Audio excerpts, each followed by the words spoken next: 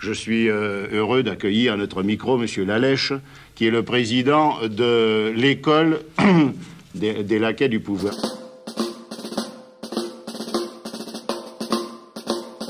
Vous dirigez maintenant à la nouvelle université de Vincennes. Oui, monsieur Yann. Je crois, oui. Vous dirigez la classe... comment ça s'appelle? C'est la classe échine-courbe, c'est ça? Oui, c'est la classe de la courbe échine.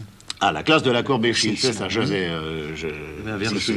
inversé. Bon, alors, quels sont les critères pour être admis dans cette classe? Enfin, eh bien, écoutez... N'importe qui peut venir à laquais du pouvoir?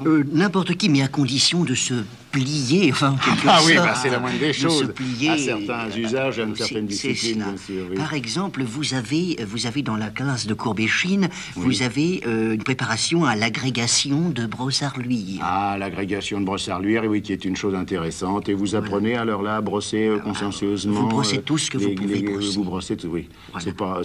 Dans le fond, c'est un terme général qui englobe toute la lèche qu'on peut faire. Oui, vous avez très bien dit, c'est très très bien dit.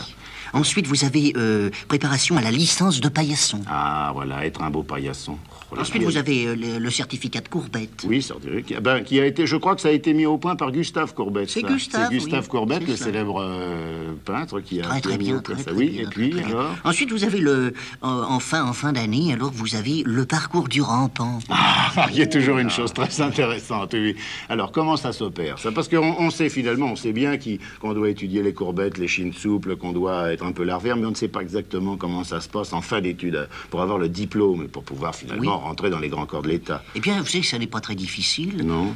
Simplement, il faut savoir jouer un peu des coudes. Il faut savoir jouer des coudes, oui, bien sûr. Par exemple, vous voyez, vous mettez comme ça, à genoux. Ça se peut se faire dans un stade, mais moi, je préfère faire dans un grand couloir. Non, parce que c'est plus symbolique. Éventuellement circulaire. Oui. Vous voyez? Et alors, vous rampez et...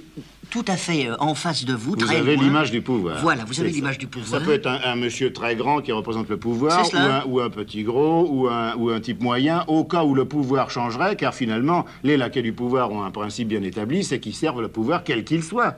Oui. Sans ça, ils ne réussiraient pas. Oui, mais alors là, je pourrais peut-être vous arrêter. Je voudrais savoir d'où vous tenez tous ces renseignements. Écoutez, parce que vous m'avez fait venir.